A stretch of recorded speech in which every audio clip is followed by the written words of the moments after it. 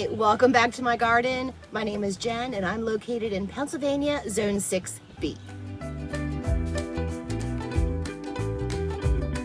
In today's video, I'm going to show you how successful I was with my winter sowing, and let me tell you what, it worked out pretty darn good. I have a whole bunch of seedlings to plant out in the yard. Let me go ahead and show you what I have to plant so far. This year, my winter sowing has been extremely successful. You can see that some of these containers have a little bit of spottiness in them, but some of them are packed full and really need to get into the ground. I'll go over what each seedling is as I plant them out into the landscape. If you're looking for a budget-friendly way to make your money go further in the garden, I highly recommend doing the winter sowing method. It's amazing. I love doing this method. It's so much fun to make little greenhouses in the middle of winter time, and then all of a sudden you have these beautiful plants start growing. And sorry about husband, he's mowing. As a quick recap, all you have to do is use empty milk or water jugs, cut some holes in the bottom of the jugs for drainage, use potting soil, and plant your seeds according to the directions on each seed packet. Water each container well, seal the jugs up with some tape, and let them outside in the full sun and wait for your seeds to grow. And the list of seeds that you can use for this method is endless. I've done larkspur, delphinium, stock, status, gomphrena, salvia, zinnia, foxglove, snapdragons, feverfew, and some perennials as well, including coneflowers, Shasta daisies, mini roses, and penstemon. All right, let's get to the fun part. Let's start planting some seedlings in the landscape. I'm starting out with Dara.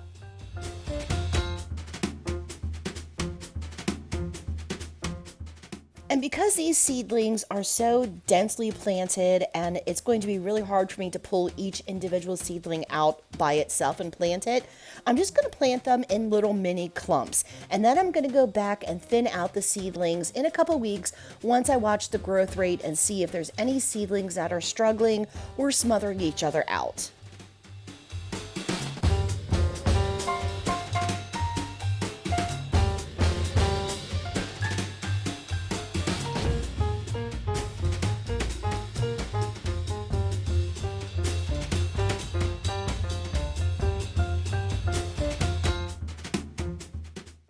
I'm just taking these clumps of Dara seedlings and just dotting them throughout this flower bed that is located right along our driveway.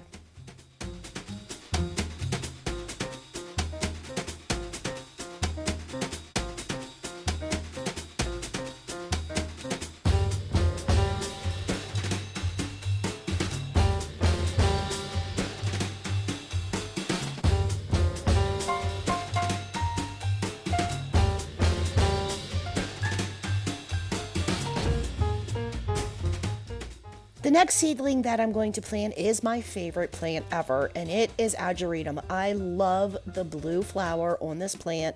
It is absolutely stunning, and I love that this self-seeds itself and spreads itself all over.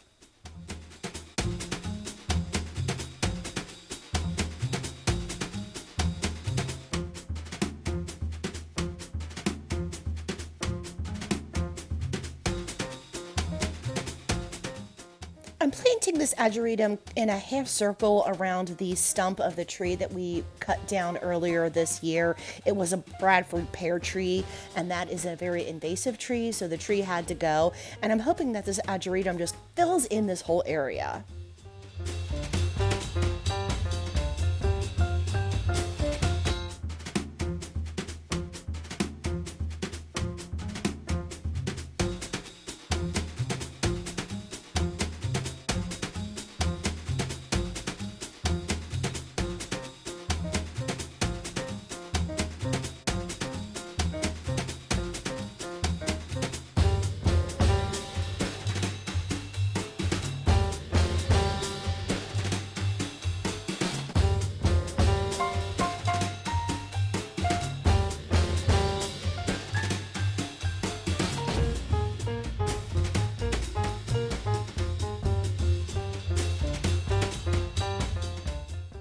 The next step when you're planting seedlings out in the landscape is very important, and that is you want to water them in very, very well.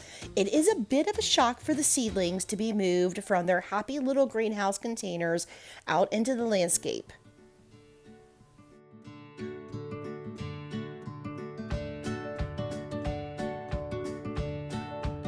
Okay, I got those planted up. They're going to root in and they're going to be much happier. I will give them a little bit of a feed once I get all the other seedlings in the ground as well. Now I have to decide what I want to plant next. I think I want to plant this hummingbird plant. I can't find the tag, so I have no idea how big it gets. I have no idea what it's supposed to do, how tall, how wide. But I do know it's full sun because I only buy seeds for full sun. So let's go ahead and get this planted, and I'm thinking in that raised bed area, right on the other side of the bird feeder.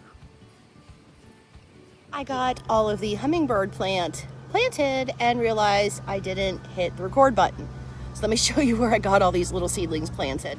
Alrighty, I planted a few right here, 1, 2, 3, and there's the tag.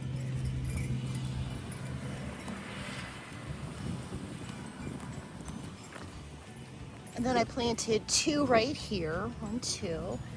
And then I interspersed this hummingbird plant around the larkspur because the larkspur, once it's done blooming, it's going to be removed.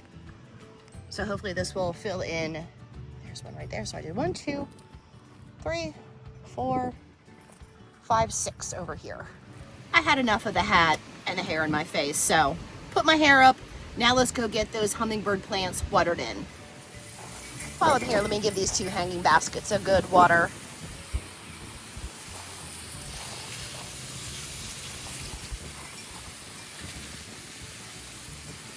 And I don't know if this is going to be a voiceover or not, but when you're watering any containers or hanging baskets, you want to make sure that you're watering them until the water runs out the bottom. Each and every time. All right, let's water in those hummingbirds.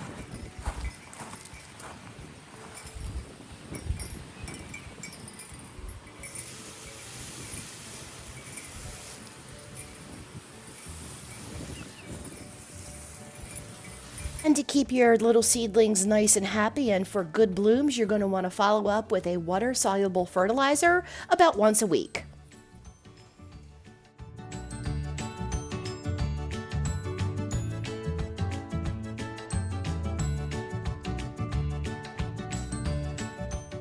The wind is driving me crazy, but I'm going to keep powering through.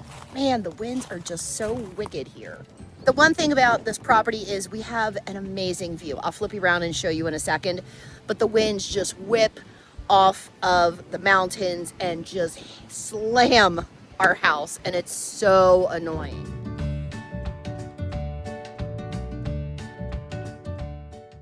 And now I'm going to be planting up a whole bunch of blue delphiniums. Delphiniums are another favorite of mine, and they have such a stunning pale blue bloom stalk.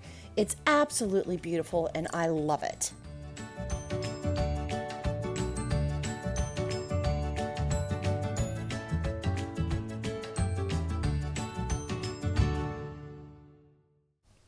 I decided to call it a day because the wind was driving me absolutely batty and I couldn't take it anymore. I hope that you enjoyed watching this video as much as I had fun making this video, and I will see you in the next one. Bye!